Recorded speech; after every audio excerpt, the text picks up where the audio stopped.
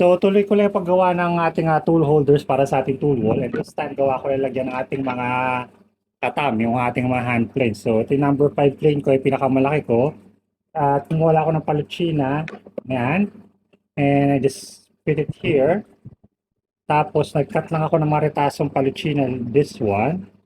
And I'll put this here. Tapos, ito yung parang takip niya. Ganyan. Subuhin lang natin yan para pwede siya hugutin ng pataas. So, yeah, very simple lang na holster type na lalagyan ng katam.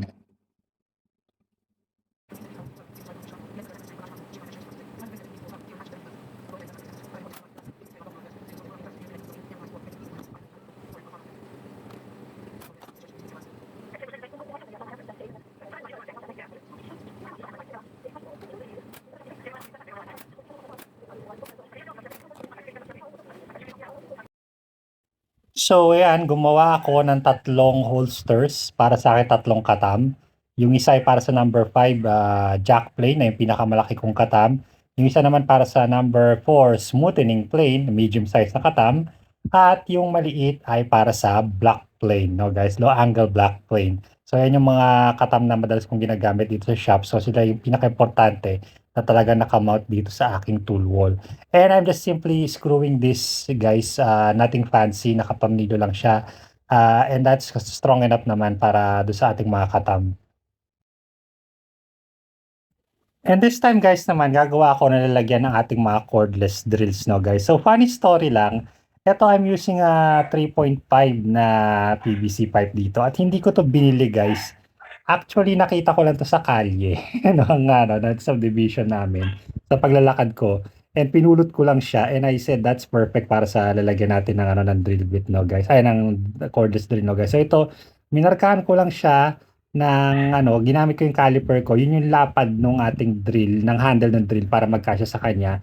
And I'm just cutting this using my jigsaw na ganyan, no guys. So I'm thinking na nung una inisip ko na baka pwede ko tong gamitan ng table saw or maybe miter saw para ikat. Pero doon tsaka ko naisip na pinakamadali palang solusyon is jigsawin lang. Ganun lang pala siya kasimpleng ikat.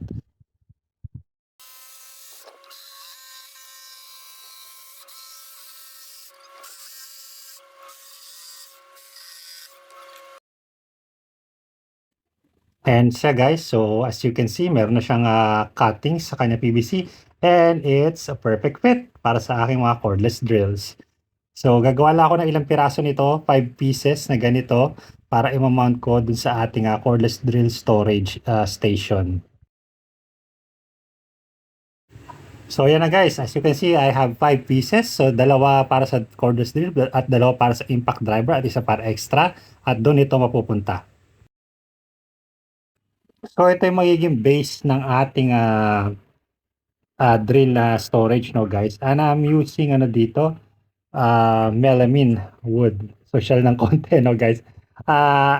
Kasi another funny story guys, kasi merong ginagawang bahay dito sa tapat namin and nagpagawa sila ng modular cabinets and ang dami nilang scrap na Baltic, yung Baltic birch na melamine na wood na ganito, laminated wood. And tatapon na nila yon, nakasako-sako yon, tapos napadaan lang ako, tapos hingi na sana ako ng konti, tapos tamang-tama nandun yung may-ari, tapos sabi niya, ba't kayo pahingi ng konti, kunin mo na lahat yan. So hindi na namin gagamitin yan para makakatulong ka rin kasi mabawasan yung basura namin. And I was like, okay, sige. So ang dami ko kinuhang scrap ng melamine, no? So I think 5 sako yata yun yung kinuha ko. Ah, halos maubusan nga ako ng storage pero sayang naman guys kung itatapon, 'di ba? At sayang naman kung mapakinabangan na iba. Mas mapapakinabangan ko dito sa shop itong mga 'to kahit maliliit lang. And like this one, ayan, ginagamit ko na nga ngayon, 'di ba? So, just keep an eye guys kung may mga ginagawa sa inyong mga construction na bahay, no? Malay nyo, makatisod kayo ng mga scrap things na pwede nyo magamit sa inyong mga project.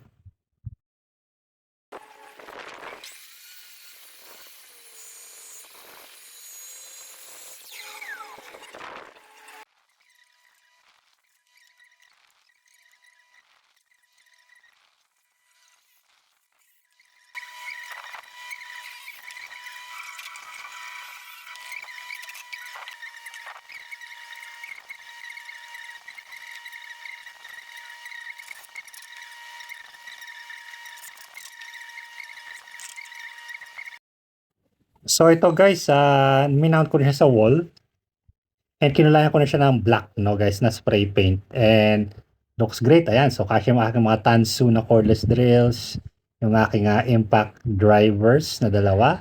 And meron pang isang extra in case na magkaroon pa tayo na isa pang cordless tool. And of course sa ibabaw, meron pa siyang extra storage para sa ating mga batteries at sa mga iba pang tools na kakaiba yung shape. Like this one. So ito naman guys yung may ilalagyan natin ng mga hammer, no? Ilalagay natin doon sa tool wall. And minarkahan ko na yung mga kailangan natin na iputulan na slots. So each slot dyan, ito yung dalawang hammer ko dito, kasya to. Yung dalawang S-swing nating hammer. Ito naman sa mga mallets. Tatlong rubber mallet, isang wooden mallet, at isang naka-reserve to guys kasi gagawa pa ako ng isa pang wooden mallet in the future, no guys. So ikakat natin yan using yung aking table saw with the crosscut sled. So bala ko sana yung gamitin yung miter saw using the trenching feature, kaso hindi abot yung trenching sa kanyang gitna, no guys. So tara, ikat natin to. Yeah, yun lang.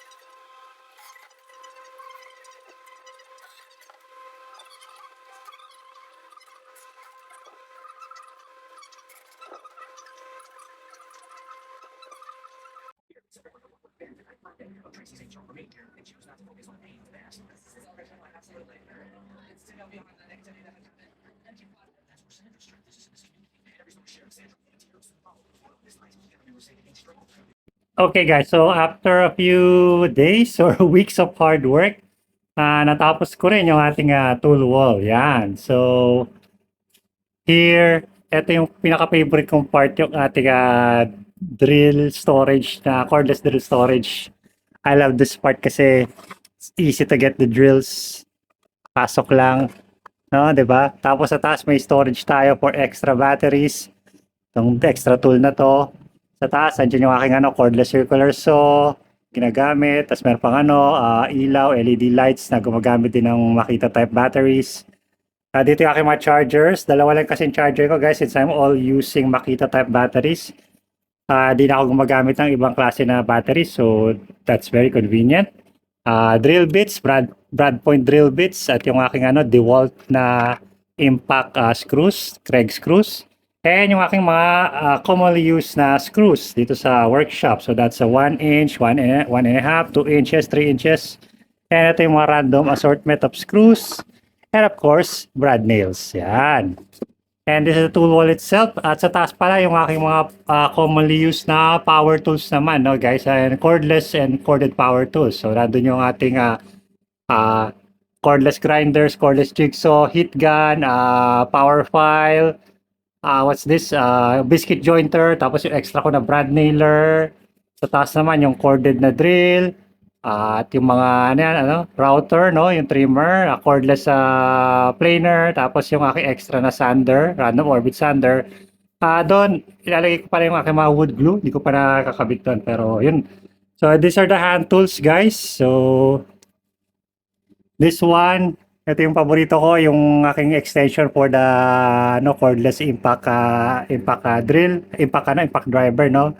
And of course, may Japanese sauce. So, makita nyo guys, tinaasan ko ng konti. Nung nakaraan, mababa yan. Pero tinaasan ko siya ng konti ngayon. Para lang mas madali siyang tingnan. And of course, the hand planes.